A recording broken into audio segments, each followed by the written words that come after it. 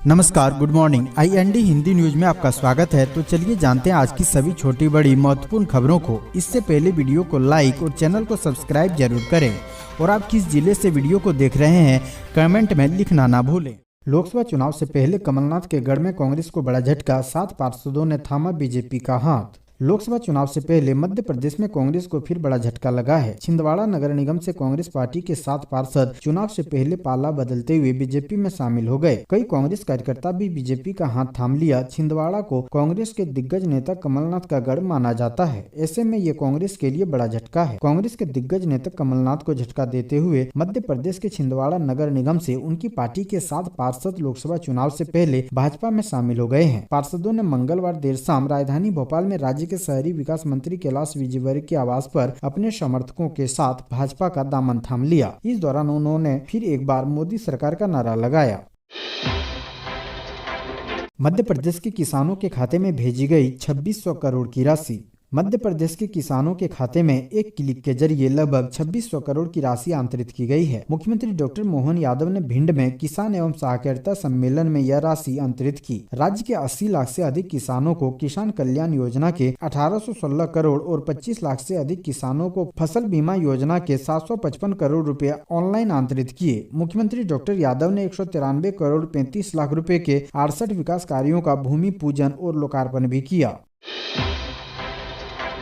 जिस घर में मोदी की फोटो पहुंची वह गरीब हो गया, मल्लिकार्जुन खड़गे का पीएम पर अटैक। कांग्रेस अध्यक्ष मल्लिकार्जुन खड़गे पीएम मोदी पर तीखा हमला बोला है। उन्होंने कहा है कि जैसे ही आप टीवी चालू करते हैं आपको उस पर मोदी की तस्वीर नजर आ जाती है। जिस घर में मोदी की तस्वीर टीवी पर आई वह गरीबी में चला जाता है। पीएम मोदी विकास नहीं चाहते हैं। पीएम मोदी गरीबों की भलाई नहीं चाहते हैं, हमारे बच्चों की पढ़ाई नहीं चाहते हैं, क्योंकि यदि गरीब के बच्चे पढ़ लिख कर आगे जाएंगे तो उनको मुश्किल हो जाएगी। इसलिए मोदी गरीबों के खिलाफ डंडा उठाते हैं। कांग्रेस पार्टी जब आगे बढ़ती है तो उसे कुचलने का काम करते हैं। कांग्रेस मल्लिकार्जुन खड़गे ने कहा कि देश में 45 वर्षों में आज सबसे ज्यादा बेरोजगारी है। देश में रोज महंगाई बढ़ रही है। यह सब मोदी के जमाने में हुआ है। प्रधानमंत्री मोदी नहीं चाहते हैं कि देश में अमीर गरीब के बीच की खाई खत्म हो। मोदी चाहते हैं कि अमीर और अमीर होता जाए और गरीब ज्यादा गरीब हो। मध्य प्रदेश के गुना में लैंडिंग के दौरान प्लेन क्रैश, ट्रेनी पायलट हुई घायल। मध्य प्रदेश के गुना जिले में बुधवार को नीमच से टेक ऑफ हुआ प्लेन गुना एरोड्रम पर क्रैश हो गया। इंजन में खराबी आने पर गुना में इमरजेंसी लैंडिंग करने के लिए मदद मांगी गई थी। इमरजेंसी लैंडिंग करते समय अचानक से हवाई पट्टी से बाहर लैंडिंग होने पर प्लेन क्रैश हो गया। प्लेन में ट्रेनी पायलट घायल हो गई है। प्लेन क्रैश में घायल ट्रेनी पायलट नैन्सी मिश्रा है, जिन्हें जिला अस्पताल गुना भेजा गया है। हवाई पट्टी पर रनवे करते समय तालाब किनारे झाड़ियों में जाकर प्लेन क्रैश हो गया। प्लेन क्रैश को लेकर जाँच की जा रही है।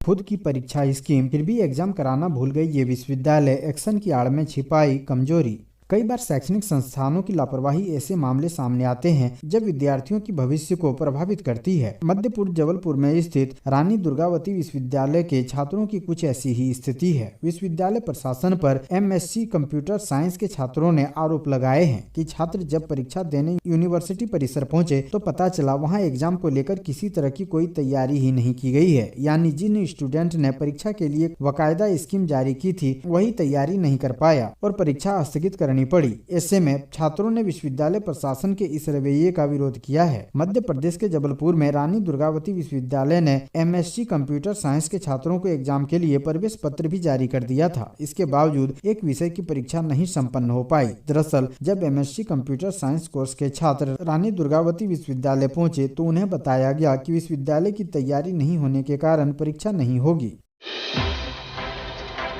कई वर्गों से किया संवाद पर मध्य प्रदेश में कोई स्थानीय चुनावी मुद्दा नहीं दे पाए राहुल गांधी। कांग्रेस के पूर्व राष्ट्रीय अध्यक्ष राहुल गांधी की भारत जोड़ो न्याय यात्रा मध्य प्रदेश में 5 दिन रही। गुरुवार को यह फिर राजस्थान में प्रवेश कर जाएगी। मुरैना से मध्य प्रदेश में प्रवेश से लेकर रतलाम के सैलाना में समापन तक राहुल गांधी ने अलग अलग वर्गों के लोगों से संवाद किया। देश के लोकसभा चुनाव की देरी पर होने पर भी केवल जाति आधारित गणना की आवश्यकता, अग्निवीर योजना की कथित खामियां या फिर प्रधानमंत्री नरेंद्र मोदी द्वारा चुनिंदा लोगों को लाभ पहुँचाने के पुराने आरोप ही दोहराए। मध्य प्रदेश में भी कोई स्थानीय चुनाव मुद्दा नहीं उठा पाए। व्यापम घोटाला और बेरोजगारी के मुद्दे को जरूर याद करवाया। कांग्रेस और खुद राहुल गांधी ने मध्य प्रदेश विधानसभा चुनाव के समय जिन मुद्दों को प्रमुखता से उठाया था, लगभग उन्हीं को फिर हर जगह दोहराया। यात्रा की सफलता तो चुनाव परिणाम आने पर पता लगेगी, पर विधानसभा चुनाव में मिली करारी हार से हताश नेता और कार्यकर्ता सक्रिय अवश्य दिखाई दिए।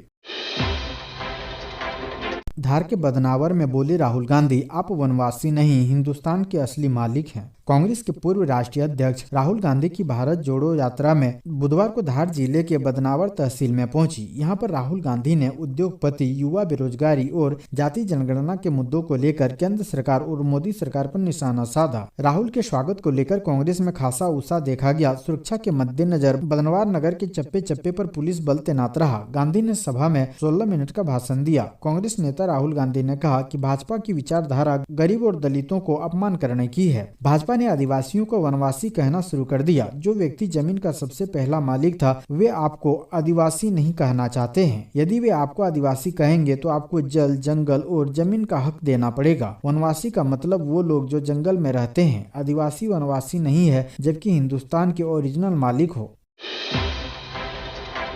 राहुल गांधी बोले, जाति जनगणना श्वेत और हरित क्रांति जैसा बड़ा कदम साबित होगा। कांग्रेस नेता राहुल गांधी ने वडनगर, बदनवार, सेलाना और रतलाम की जनसभा में बुधवार को कहा कि कांग्रेस के सरकार में आते ही जाति जनगणना कराई जाएगी। राहुल गांधी ने अपनी भारत जोड़ो न्याय यात्रा की जनसभा में कहा कि हरित क्रांति, श्वेत क्रांति जितना बड़ा कदम है जाति आधारित जनगणना। सरकार में आते ही हम इसे कराएंगे। बता दें कि भारत जोड़ो न्याय यात्रा ने मध्य प्रदेश में 2 मार्च को प्रवेश किया था और बुधवार को राज्य में यात्रा का अंतिम दिन था। सेलाना में रात्रि विश्राम के बाद भारत जोड़ो न्याय यात्रा गुरुवार को राजस्थान में प्रवेश करेगी। यात्रा के अंतिम दिन राहुल गांधी ने कहा कि इस मानसिकता के लोग आदिवासियों को आदिवासी की बजाय वनवासी कहते हैं।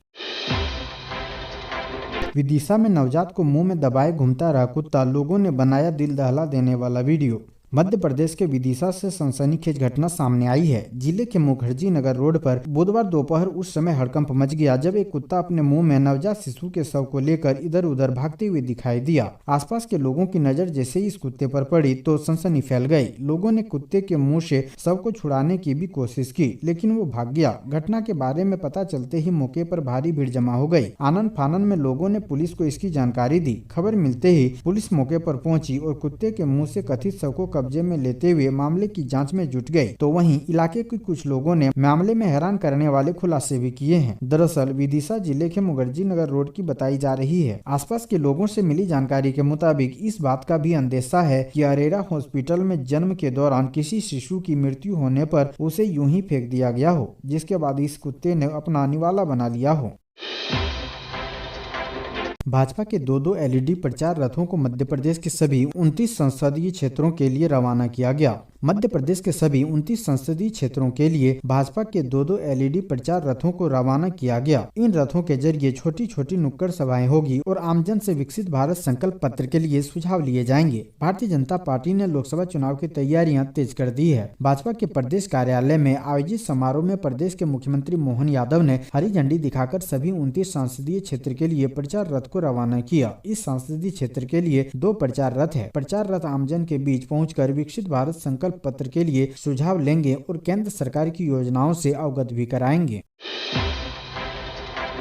एमपी में आदिवासियों की जनसंख्या 28% और प्रतिनिधित्व 9 के बराबर। राहुल गांधी ने बीजेपी पर साधा निशाना।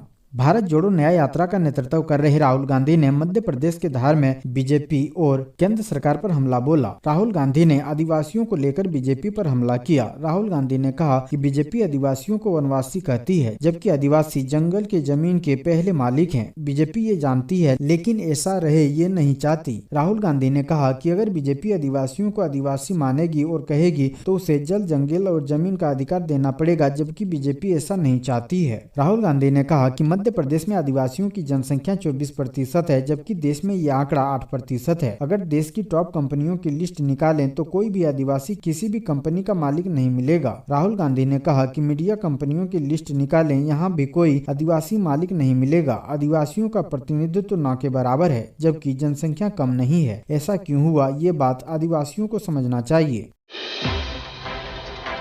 किसानों का दुख दर्द बांटने गुना पहुंचे सिंधिया, 48 घंटे में दिया बर्बाद फसल का मुआवजा। केंद्रीय मंत्री ज्योतिरादित्य सिंधिया गुना पहुंचे। इस दौरान उन्होंने प्रदेश में किसानों को सबसे पहले मुआवजा देने का काम किया। गुना में सिंधिया को देखकर किसान उनसे लिपटकर रोने लगी। सिंधिया ने इस दौरान उन महिलाओं को ढांढस बंधाया। हाल ही में एमपी के 16 जिलों में ओलावृष्टि से बर्बाद हुई फसलों के सर्वे को लेकर सीएम मोहन यादव ने आदेश दिया है। गुना में महज 48 घंटे के अंदर प्रशासन ने बर्बाद फसलों का सर्वे किया और किसानों को मुआवजा भी दिया गया।